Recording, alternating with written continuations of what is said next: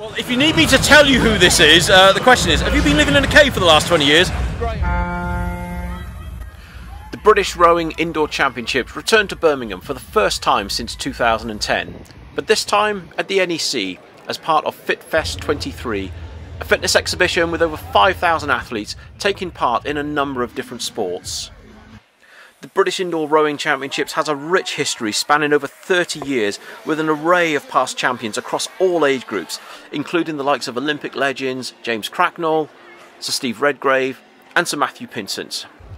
This year's event saw almost 1,500 competitors take part, with many new champions being crowned, as well as a few familiar faces. How many, I've lost count, how many times have you won the British now? I think 15 or 16. Yeah, so even you're struggling to keep count as well. How did you find this one? Because it's a new venue, because we've been at London for a few years and now sort of here. There's a lot going on. Yeah, it's got a buzz around it, I'll say that much for it. I'm impressed at how many competitors we've had, given that it's the first time staging it up here. Yeah, and I think where you've got so many other sports, you've got the CrossFit and things as well. It's good exposure maybe for both, right? I've never been to a CrossFit event, they've probably never been to a rowing event. No, that's true. I noticed with the splits, when you were sitting on 32s and 33s, I thought, yeah, you've got to comfortably sit under, the 610, and I thought you're definitely looking at Ripley's record. Yeah. So was that the target? Yeah, so I thought anywhere between 604, 606, I'd be happy. Yeah. And you fell right in that range. Was it 605 dead? 605 dead. Yeah.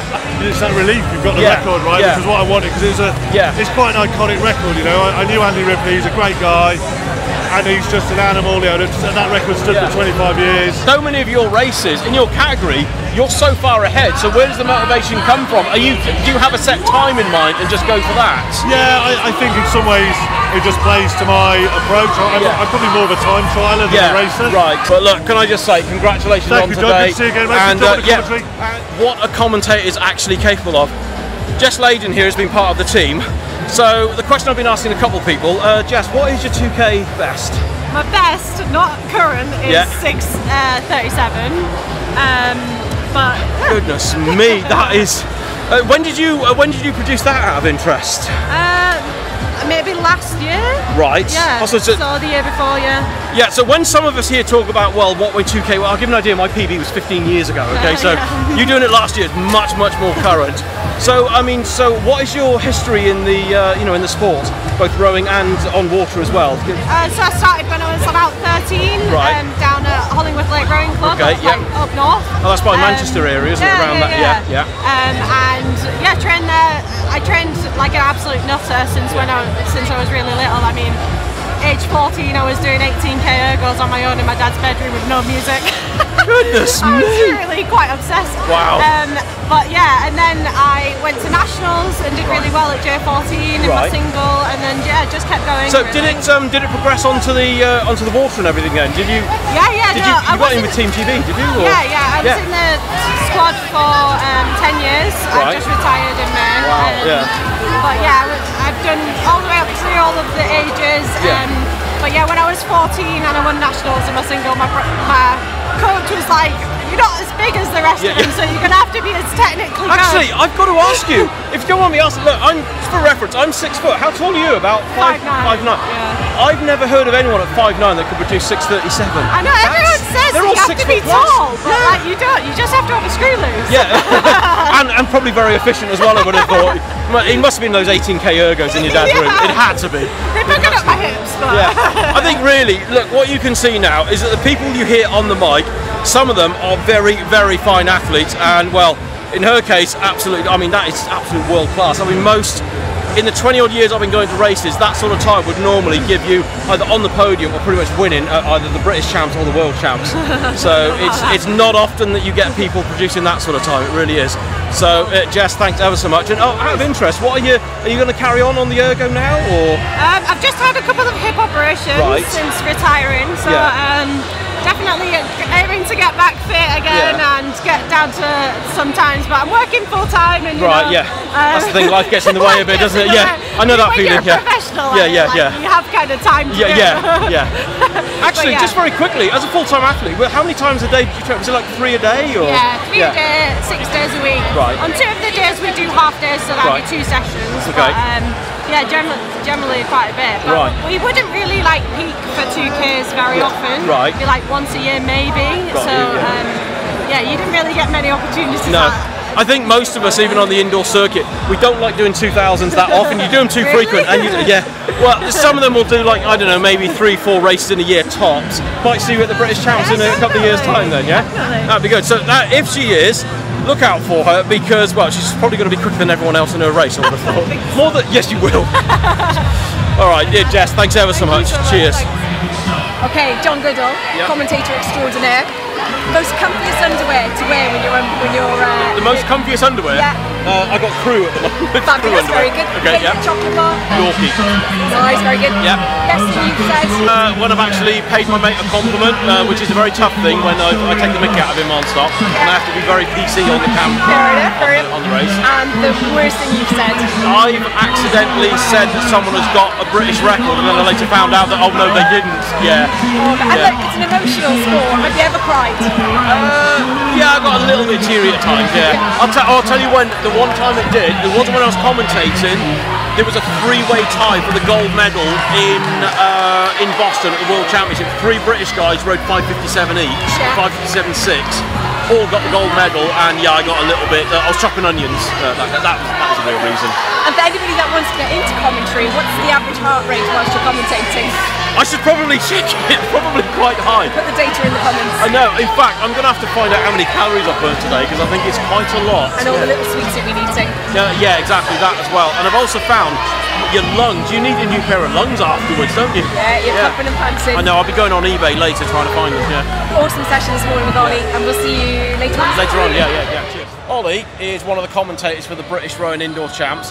One of the most common questions asked at a rowing event is, what's your 2K time? So Ollie Osborne, what is your 2,000 metre time? I pulled a 6:07 in, I think it was November 2013, so it's quite a long time ago. But it still counts, you've done it. Indeed, yeah.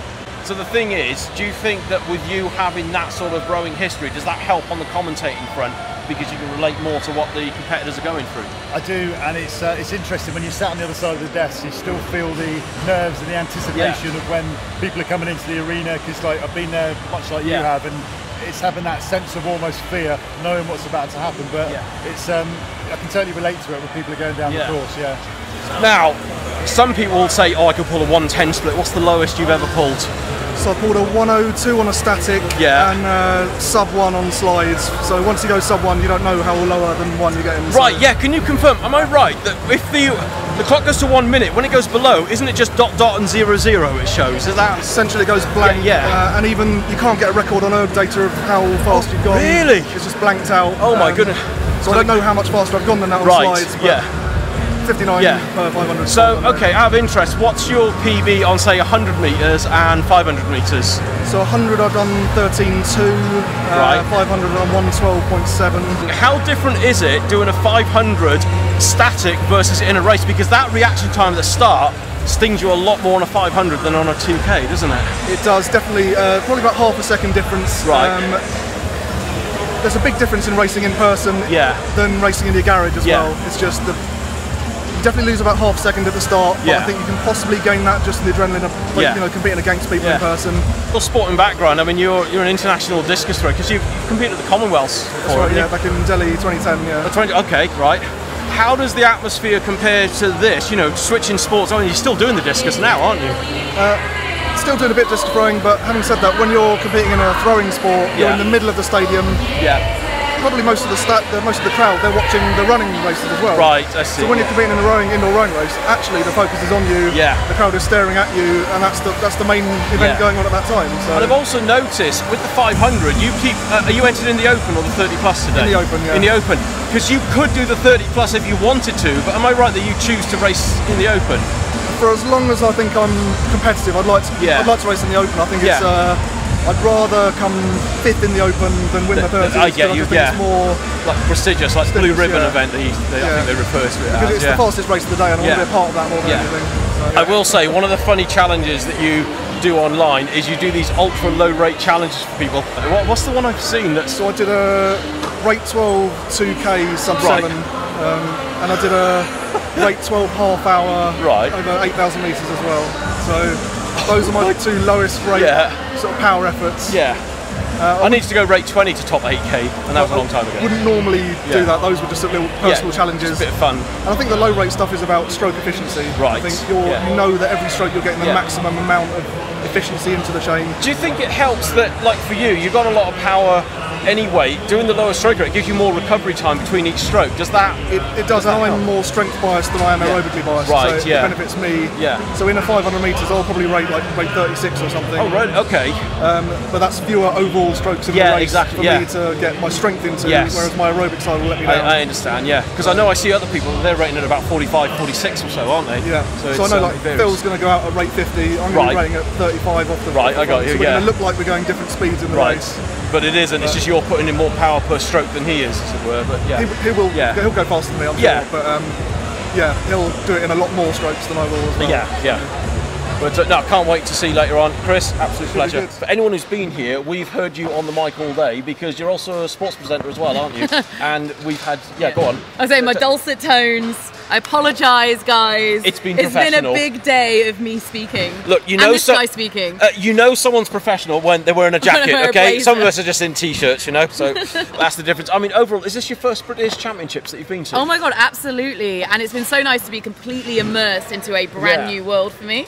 You know, I'm very familiar with Concept 2 and ergos, and I train on these all the time. Brilliant, but never in a kind of a rowing capacity, never amongst a rowing community. Right, because am I right, with a lot of your CrossFit sessions, the rowing is just a part of it, isn't it? And then aren't you doing like rowing and then you go straight into another event and back and forth? I mean, quite often, but let's be honest, we all have a 2K time. Oh, I know. And it's never very good. Have you noticed, whenever anyone says, can you please do a 2K, you're like, oh no, I don't want to. I know, we test it quite regularly. It's a good benchmark for seeing how fit you are on these kind of machines. Because I have found that is the one distance, any other distance is okay, but the thought of a 2K is just terrifying, isn't it? My biggest takeaway from this event, I've never worked in any sport that requires people to have so much medical attention when they walk off the floor. Oh my goodness, You know, the men's 500, Phil Clapp, he was literally struggling to put one leg in front of the other, staggering out of here. He was just... Your legs are just gone. These athletes are putting absolutely every last ounce of themselves into their like pulling power. It's incredible. It's been a great watch.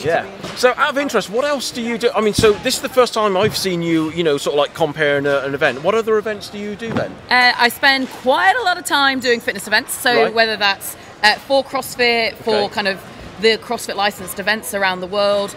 Just started doing quite a lot of High Rocks, which is a kind of a... Oh, I've heard of High Rocks, fitness it's down racing at Olympia in London, isn't it? It is in the UK. It goes around the world. There's an elite level there, which I commentate on. Oh, fantastic. And then it's like my love of cycling and rugby, so I spent a lot of time working for Red Bull Media House in cycling. Oh, nice, because I heard something else as well. Am I right? It's something to do with rugby. You're like the voice in the stadium or something. One of the many voices. Do tell. No, we've just got a really good group of girls and men, but you know, we've got a good group of girls who've all work for the RFU on their match days. Oh, excellent. Which is really nice, that actually, like seeing women championed in sports. Exactly, Absolute dream. Because I've noticed, because you know Laura Winter, don't you? Yeah. We had Laura hosting in 2015 what you're doing now, so it's great seeing you. And look at her now, like the face of F1. I know, exactly. No, I got to be honest, it's that sometimes I'll say to mates when I see Laura on the screen, I say, I met her once at the British. I know. Would you ever be tempted to take part in an event like this? Oh, indoor rowing, absolutely. Yeah. Actually, I only found out as I was driving here that one of the members in my CrossFit affiliate did the relay back in 2018, the last live event. Oh, actually, 2019. I missed the 2019 event. 2018, I would have commentated on it. I missed. I couldn't. And she was like, I wish I was going this weekend. I was like, dude, you should have. She's our best on the rower by a mile in the gym. Really? Yeah. But now I can definitely see like us getting a group of 4 and do you know what? If you came back as a relay type, that would be fantastic. Well, hopefully I can do a bit of both. Well, yeah, exactly. I'll just have to swap out for one announcement. Yeah. If it's any help, I've done this in the past myself, where I've sometimes managed to do a bit of racing. Well, I did a 500 earlier. Yeah. But I'll tell you what. How did it go? It was okay. I did 128. But the fun one is get a headset microphone and see if you can commentate while racing. I have done that. Absolutely. It can be done. It can be done. I'm not sure it can be done. Yeah. Anyway, Laura, look, thank you ever so much. Absolute pleasure. And we'll be looking out for you at future events and probably on the TV as well. That was a super serious handshake. What's that? That was a super serious handshake. Really nice to meet you. I've worked with you all day. Great job. Do we redo it? I don't know. No, you just roll with the punches. Exactly, yeah. But I've forgotten your name. Sorry, Jess Leyden. What's the best comment you've made live Oh my goodness, what, the best blunder or the best comment? Best comment, best thing you've ever done. Absolutely no idea.